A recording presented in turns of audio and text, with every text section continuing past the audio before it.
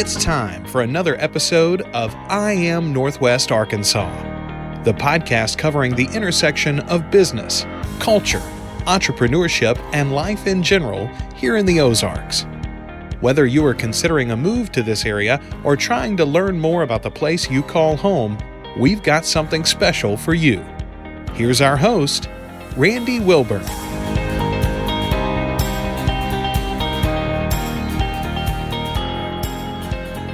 Hey folks, and welcome to another episode of I Am Northwest Arkansas. I'm your host, Randy Wilburn, and I'm excited today because, again, this is the second time, in past month and a half almost, that I've actually gotten to sit in front of my guest today. And I'm here in Bentonville at Board Game Nights. I'm here with the owner of Board Game Nights, Jesse Arburn, and Jesse is just putting this place together, and probably by the time this podcast comes out, he'll be ready to open his doors, and hopefully, while we won't be COVID-19 free, we'll be in a better place with regard to getting out of our houses and, trying to resume our life again. So I really want to encourage you to come check out what Jesse is doing here. If you are a gamer like I am and you like to play board games, and I mean more than just Monopoly and Life. Those are good games, but I mean, if you really like to play board games, you're going to want to listen to this episode. So without further ado, Jesse, how are you doing? I'm great. Thank you for having me. Good. It's so great to be with you. And like I said,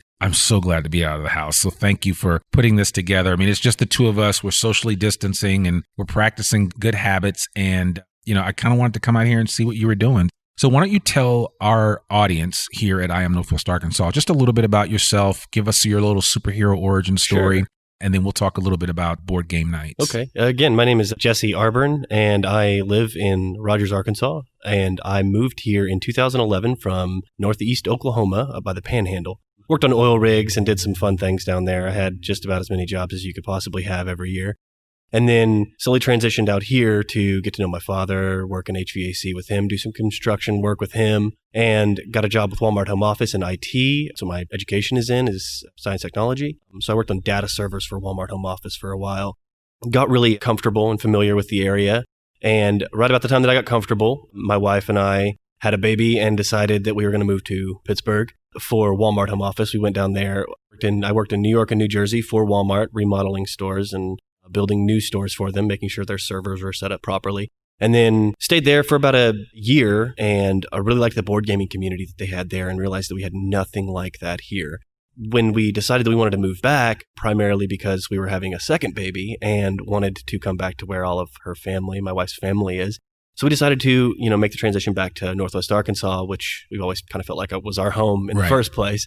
So yeah, we moved back here, and the moment we hit the ground, I decided to start looking into a board game shop here. Yeah. Some place for people to come gather and play board games on custom-built board game tables and from a huge selection and, all the things that they have in the North, East Coast and West Coast, but we don't have anything like that here. So I wanted to come here and get one of these brought up and, get the community stirred up again for it. Yeah, absolutely. And ever since we connected, which we did, and your wife happened to check me out on Instagram, reached out, and we just started to have an organic conversation, which I really appreciate.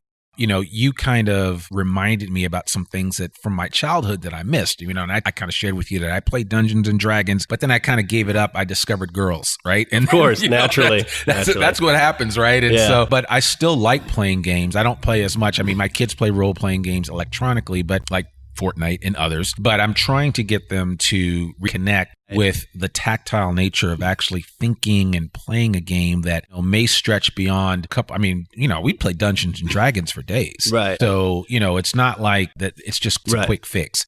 And so the idea when we talked, I said, man, I think this would be an interesting topic because not only would it give you guys a little bit of push with regard to creating more awareness for board game nights, but it also would encourage people to think about different ways, especially with everything that we're going through right now, to think about different ways to kind of reconnect with family so that you're not just sitting around the house watching TV or binging on Netflix. And that stuff is fine. And there is a time for that. Right. But that there are other options and opportunities. And so I know most people probably have Life at Home and Monopoly and all the standard games, but in your mind, when you think of a board game shop or a place where people can come and play, I mean, you're talking about a wide variety of games. So kind of, what were some of your inspirations? What did you see in some other places that you got a chance to look at when you were in the Northeast that you wanted to bring back here? And then what's your hope to accomplish with board game nights with regard to the atmosphere that you want to build up here? Sure. So in regards to what kind of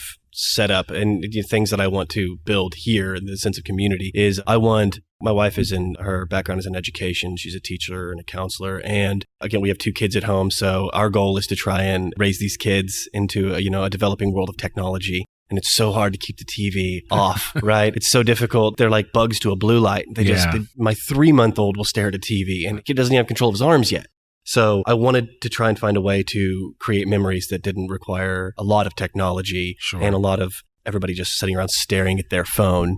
So the goal behind that was we play board games with our friends almost every week. And we have people come over or we go to their house, they host, we host. It's a hassle. We have to decide what we're going to eat, who's going to cook, what we're going to drink. Yeah. Everybody has to have, potluck together things. Once you start having kids and stuff, those abilities start to go away a little bit. Right. They started for us anyways. And we really we weren't happy with that. Like that wasn't something that we were willing to give up. I can give up a lot of things, but that sense of community and, in regards to Dungeons and Dragons and the collaborative storytelling that comes behind Dungeons and Dragons is really remarkable. And there's nothing else in the medium that can compare to it.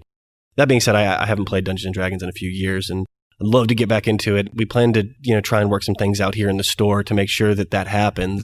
But primarily the goal is like what I saw in the Northeast really was the community gathering, getting people in that may not have a group, may just be them and their partner or them and a friend who, a board game designed for 4 people is not that fun with 2 people. Right. So having a place that you can come to and play with other people and meet new people and stuff, just that social gathering alone will make it ostensibly better than what you would normally get Friday night hangout session at movie theater. Right, exactly. So, yeah, totally different. And that lasts for 2 hours and then it's over. Right. And there's no eye contact. There's no talking. Yeah. I don't know about you, but I would never, when I was younger and I was dating, I'd never ask my date to go to a movie with me. What are you going to learn about them? What are you going to do? Right, you're going to stare at a screen. And that's, what's better to do? Put a puzzle in front of him.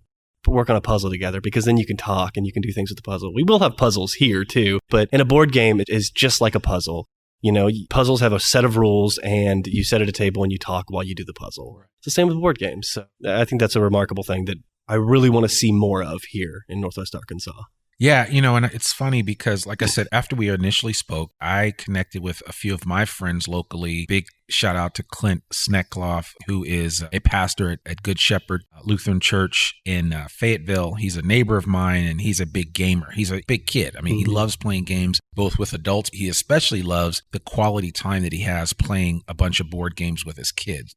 And then he gave me a list of the stuff that he's playing, and I've been out of the gaming space for a while, except for, as I told you, Ticket to Ride, which board game that I'm playing with my kids. And we like that game, of course, outside of Monopoly. I mean, I will dominate in Monopoly. Sure. And anybody that wants me on, just hit me up, Randy at IamNorthwestArkansas.com, and we can have a Monopoly contest. But no, seriously, there's just something about just the nature of coming together like that. And so, but Clint, I reached out to him and I said, hey, what are the board game communities like? And then he started introducing me to some and had me join one right on Facebook. And short shout out to the Northwest Arkansas Board Gamers group. They have a Facebook page and they are doing some really interesting things. And when I talked to them about this particular episode that I was doing, they got really excited. And everybody was asking questions about where is this place and what's it going to be like? Of course, one of the questions was, is there going to be alcohol? Will there be food? I mean, what goes better with board games Inquiring than alcohol minds and want food? to know. Yes. So kind of have all that. And I think that this is uncharted,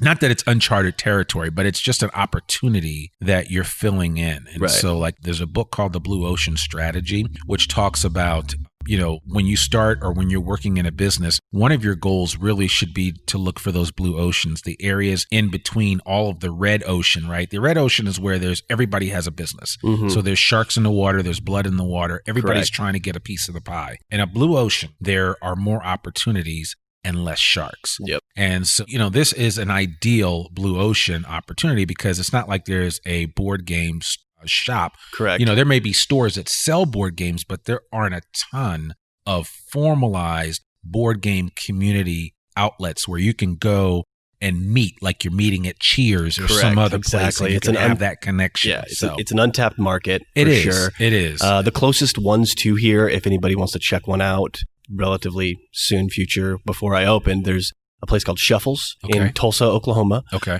Really great place. So we got to drive to Tulsa. Precisely. Or you can go to the Branson Board Game Shop in Branson, Missouri. Equal distances apart. Right. And we'll put some of those places in the show notes so people can know where to go. Because I go to Tulsa actually quite a bit. I don't know that I would drive to Tulsa just to play some board games. I did. Did you really? Market research. Yeah, absolutely. Yeah, so I would much rather come to Bentonville. Mm-hmm. Right. I can kind of, to maybe time it up with a quick trip over to Yayo's at the A Street Market. Yeah. And, get some really good food and bring, you get the idea. Right. So, but go ahead and finish what you were saying.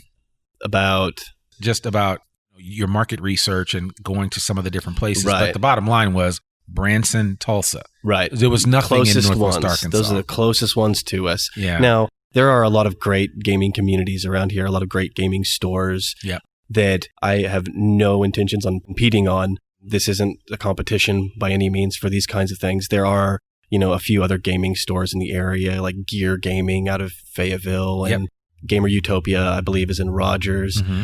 There are a lot of great gaming stores here, but what they primarily lean into is the trading card games like Magic the Gathering and things like that. And those are great games. I grew up playing Magic, went to several tournaments. Those are amazing things to do, but I wanted to lean more into the community sense. It's kind of a niche market, and it's not exclusive, but it's not incredibly inclusive. Yeah. It's hard to get people into these games because they get a little intimidated. People can get quickly intimidated by these board games. They're like, I have to learn all these rules and stuff. It's not Monopoly in the sense that, you roll a dice, you move your guy, and you do what it says. Yeah. Those kinds of games are great too. Like Monopoly is a great game and everything. But the reason Monopoly doesn't quite work as far as like what we're doing here, the kind of games we're going to have here. So Monopoly is an American-style board game. Right. The games that we're going to have here are called Euro-style board games. Sure. It's found in Germany. And Euro-style board games have an end time. So they operate for like 1 hour to 2 hours at a time. There's typically something within the game that triggers, that signifies the end of the game. So when the box says, this is a 2-hour game, it means you're probably only going to spend 2 hours at most playing it. Right. As opposed to Monopoly, which is an elimination style game, which to me doesn't seem super, super social. You start eliminating people from your table, what are they going to do? They're going to get bored. Right. Walk away. Right. They'll walk away. So elimination style games aren't what we're trying to do here. We're trying to keep people at the table. Everybody stays at the table till the end of the game. The competition is kind of hidden throughout these games so that somebody who seems to be doing poor in the beginning of the game versus somebody who's doing really well can make a comeback at the end of the game and end up winning. So there are a lot of things about Euro-style games that set it apart from traditional American-style games. That kind of community is the kind that I want to gather, and I want to get to sit at a table and stuff, but you have to get them to the table first. You have to get them to not be afraid to try the game. Now, there was a recent poll on Board Game Geek, I believe, the website boardgamegeek.com. They asked people, what are your favorite ways to learn board games? And number 3 on their list, from 3 to 1. So number 3 was watch a YouTube video explaining how to play the game. Number 2 was read the rule book. And number 1 was have a friend explain it to you. So having somebody explain it to you trumps all because you're in front of it. You can look at the pieces. You can look at the book. You can ask questions. YouTube video is quite disconnected. It can be streamlined, but it's quite disconnected, and you can't really put those pieces together yourself. You have to just hope that they do it for you within the video. Right. Reading a rule book, same thing. And reading comprehension for board game jargon can get you like, what's a meeple? I don't even know what that is, Yeah. Like it can get confusing quickly, and you spend more time Googling dichotomy of the language more than you do the actual rules of the game. But having somebody explain it to you is the best way to do it. Our slogan is we read the rules so you don't have to. Okay. We have played every game that we have, and we will continue to play games and learn the mechanics of these games. So when somebody comes in, even if I'm not a huge fan of the game, somebody comes in and wants to play the game, I will gladly sit down and walk them through the game. That's the whole point of this place. I want more people to play these games. I think they're amazing. Yeah. And I think that other people will think they're amazing too. But we have to, there has to be some give and take here. I have to be willing to sit down with them and talk with them and, figure out what kind of games they like. I know that you've played Ticket to Ride. I know you like Monopoly. Right. So what other kind of games would you like? Catan would be a great start for you if you were somebody walking in. And that's completely excluding, like in this scenario, the board game community that already knows all these games, Right. So, and for them, it could be they come in and there's an amazing game that I kickstarted. Maybe they don't have because they didn't get it on the Kickstart, and they can play that game here without having to go spend $90 and to decide that they don't like it. Yeah. That happens a lot with these games. These games are pretty expensive. They run the gamut of, $20 to $200. So, And you're going to have a huge selection. over 200 to start. Wow. That's amazing. 200 games. So there's going to be something for everyone. Basically. Precisely. So tell me this, will you have, and I don't know what the ultimate strategy would be, that are you going to have like themed nights for different types of games or? Absolutely. I already have a science fiction night set up where we're going to play games like Star Realms, which is a very picture-based fantasy, sci-fi themed card game. So, and what I mean by picture-based is that it's limited reading. So a lot of these games, their age range is 8 and up. So an 8-year-old or a 7-year-old who may not have a great reading comprehension just yet when it comes to these card games and stuff doesn't have to, because they can just look at the pictures. These things have very limited text on the card so that it's really easy to learn how to play the games. So games like Star Realms and Terraforming Mars, where you're all working kind of collectively to terraform Mars, and it's all science-based as far as how much oxygen you need on the planet, what kind of liquid and atmosphere you need on the planet and stuff. Kids can learn something about outer space at the same time. We're going to have like medieval theme nights, obviously, because that's kind of our niche with board game nights. We're going to have like social date nights where there's games like The Fox and the Forest Duet. And it's just a 2-player, really simple game that can get 2 people communicating and playing and working together. It's not a competition. You're both trying to work to get the fox out of the forest, and you have to collect gems to do it. And you're just playing this basically like poker style cards. They're numbered and you're moving the fox back and forth. And if they get lost in the woods, you lose some gems, and really, really pretty artwork, like a pastel watercolor artwork and stuff, and really simple to pick up, so 2 people can come or we're going to do singles nights where people can come and maybe meet people, that may have the same interest as them. Right. But we're definitely going to do themes. There's going to be themes nonstop. We're going to work with as many local businesses as possible. That's just good hospitality. Yeah. I have local artists building things for me here. I have a local artist out of Fayetteville named Tiger Sasha who's going to be painting a mural on my wall for me. Wow. Okay. And you had this young guy, an 18-year-old design, and folks, you have to see this.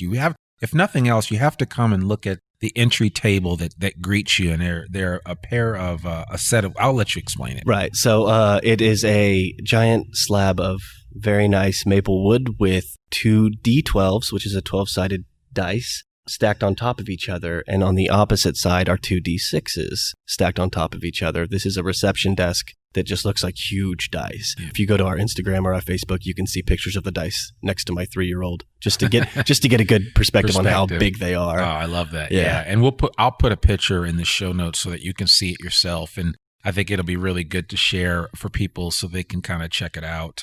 And I think that'll be a worthy endeavor to do, if nothing else, just to come see that. But everything here, I mean, you're using natural wood and on most of the surfaces. I mean, it's a wide open space. I mean, you've got a lot of room to play with here. Absolutely. So yeah. So did you have any fear of starting this business at this time? I mean, well. So like I think most people in this difficult time, I was ignorant to just the scope of how it was going to be, how it was going to land. I don't think anybody. I mean, I don't think you're not alone. I think most of society was, everybody we kept saying, "Oh, this is just like the flu. It's just like the flu. This will pass by." Yeah, it's not quite the same. It's not quite the same. So I was not prepared for that at all. But you have to be flexible when you're opening a business, when you're doing any kind of business. So I signed my lease 2 days before they shut everything down. Wow.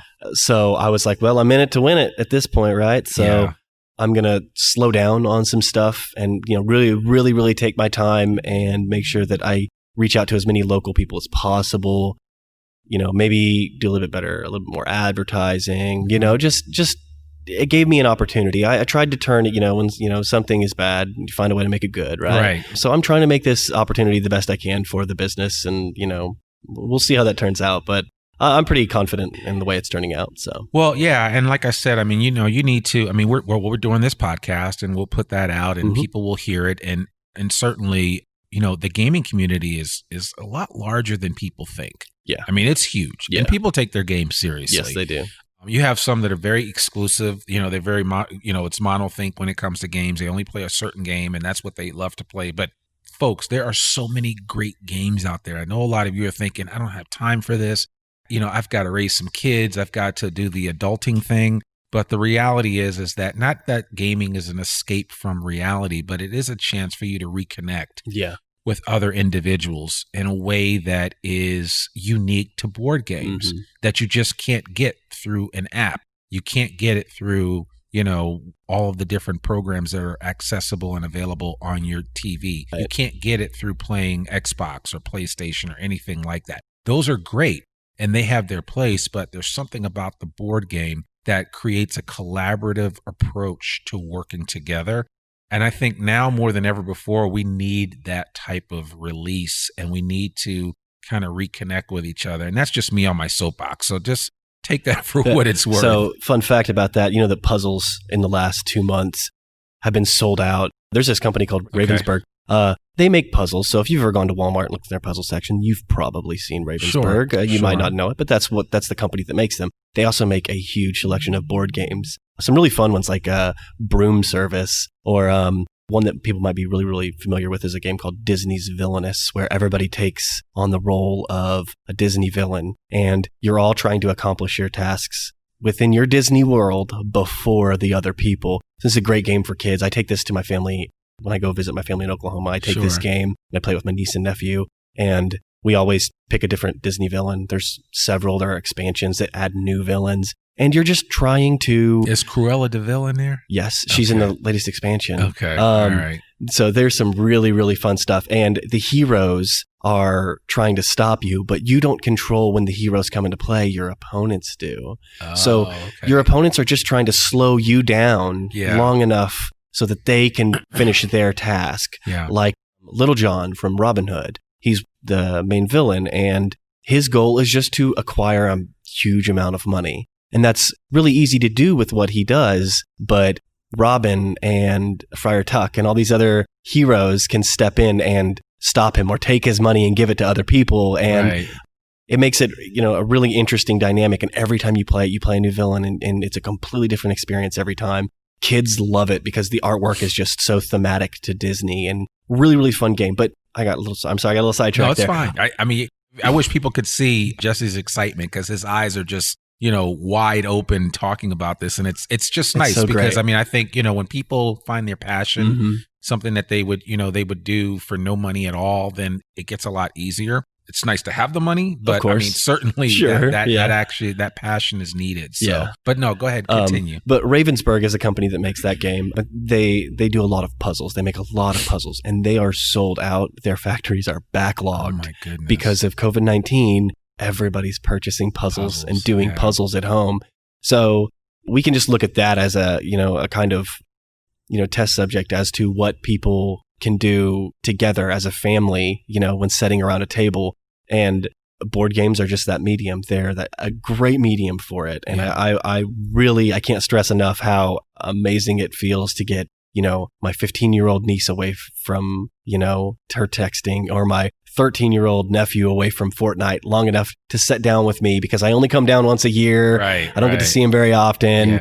I love Fortnite. It's a great game, but I want him to, come visit with me, and getting him to come sit down and play a game like that, or, like One Night Ultimate Werewolf, where everybody's trying to hide from the werewolf in a card game. And, those kinds of things they're really, really fun. And they make memories that I can't replace. I couldn't replace. So I really like Ravensburg. It's a really fun company. And if you guys get a chance, look them up, because there's some really fun stuff. Oh, I like puzzles personally. So, I mean, certainly I need to. We have several. I've blown through a couple of them recently, but a good puzzle is a lot of fun. So, and there's something about just that tactile nature of putting the puzzles together. It really helps, keeps your brain healthy and stimulated. Right. So there are some studies that my wife has found, because she has taken probably 6 semesters of, research methods at this point in her career. So she found these articles that suggest that there are a lot of educational benefits baked into board games for children, adolescents, and adults. Things like for kids, practicing turn taking is a really, really big developmental behavior that board games really help with. And they've shown studies that things like proper planning and making sure that you have, what you're going to do on your turn, not just this turn, but next turn when it comes back around to you, what are you going to do? It helps with reading comprehension. It can help with communication. But what they've seen in adults, that people who play board games as adults are financially more responsible with their money. Really?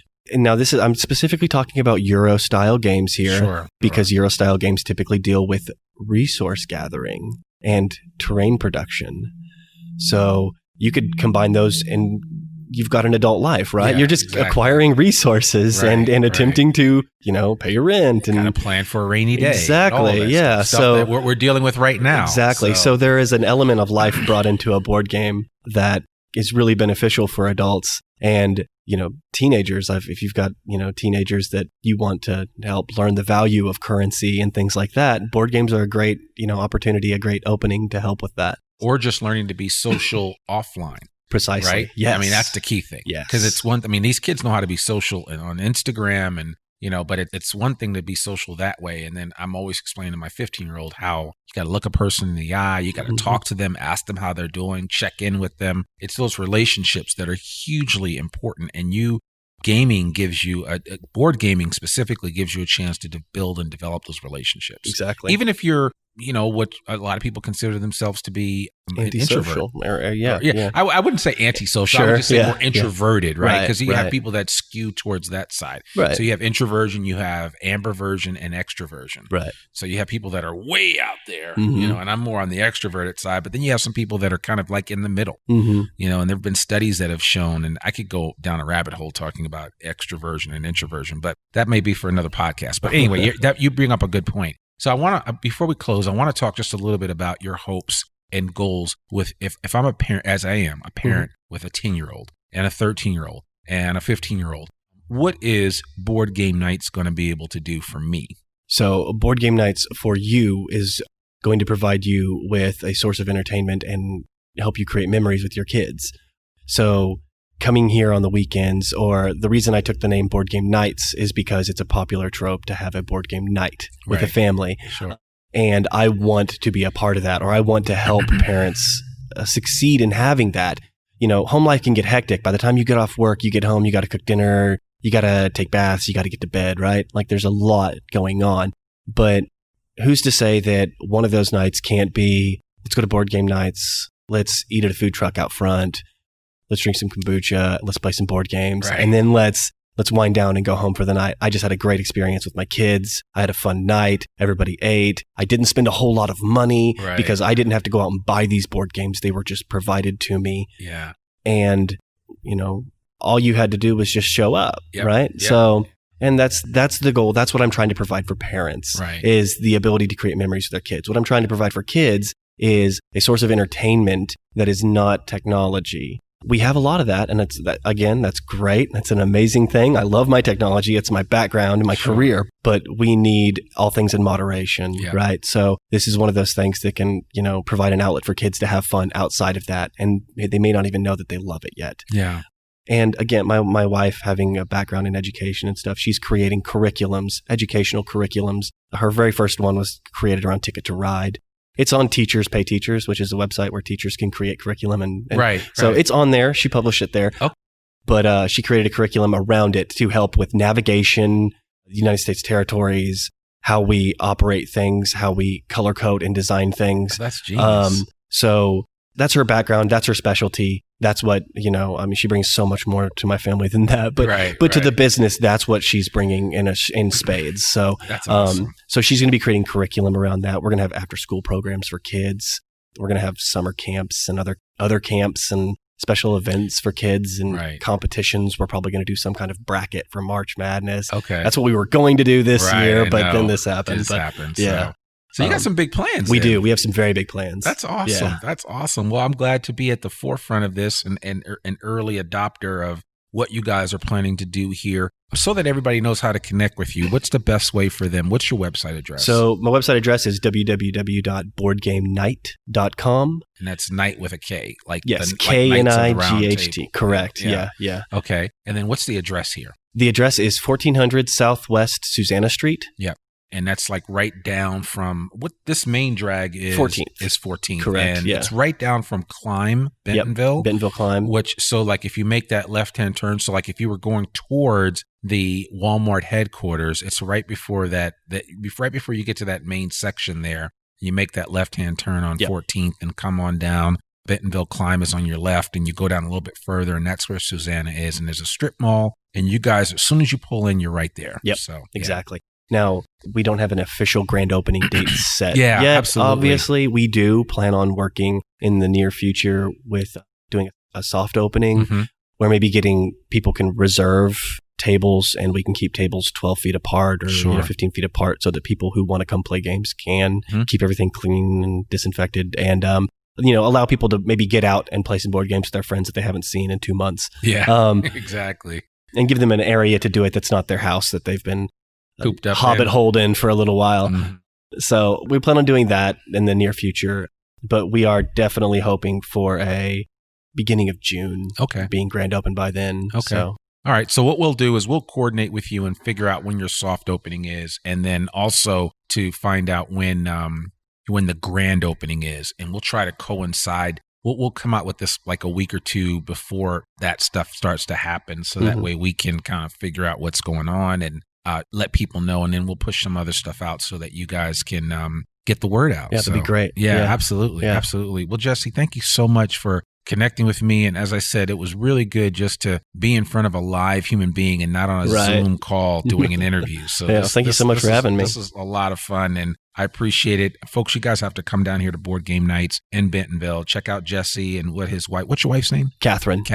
Check out what Jesse and Catherine are doing. I'd really like to see Northwest Arkansas support these guys with their endeavors, because I would imagine that if this goes off well, there may be room for a Board Game Nights down in Fayetteville. That was the plan. That's the plan. Yep, so all right. So I don't want to steal your thunder, but yeah, you guys have to come out and support it. And I would imagine that there's going to be some gamers that are going to come up from Fayetteville, because it's really not that far away anyway. Right. And because Northwest Arkansas is all one community, so we like to support each other. Yeah. So certainly come out and check out Board Game Nights up here in Bentonville. If you do come in here and you've heard about it because you heard about it on the podcast, let Jesse and this team know about that. And, we would appreciate you doing that. So thank you very much. You're very welcome. Thank you so much for having me again, man. Absolutely. Absolutely. Well, there you have it, folks. Another episode of I Am Northwest Arkansas. Board Game Nights is definitely the place to be. If you're a gamer, if you like to play board games, if you like to do puzzles, you need to come up here and check out Jesse. That's all we have for you this week. We really appreciate it. I want to remind you, please visit our website at iamnorthwestarkansas.com, and please sign up for our newsletter. It comes out every Friday. We have a new newsletter which talks about the previous episode that came out and what's coming out next week, as well as all the major events and things happening around Northwest Arkansas. So if you want to stay abreast of all the things that are happening and just stay abreast of what we're doing here at I Am Northwest Arkansas, please, please, please subscribe to our newsletter at iamnorthwestarkansas.com. You can do it on the right-hand side of the website, or there's a pop-up that will usually show up and we'll invite you to be on our mailing list. So we would really appreciate that more than anything else. And also, just check us out online. You can listen to the podcast wherever great podcasts can be found. If you do listen and you like what you hear, please rate and review the I Am Northwest Arkansas podcast. Let us know what you think. We love reviews. We love feedback. Our goal is to continue to get better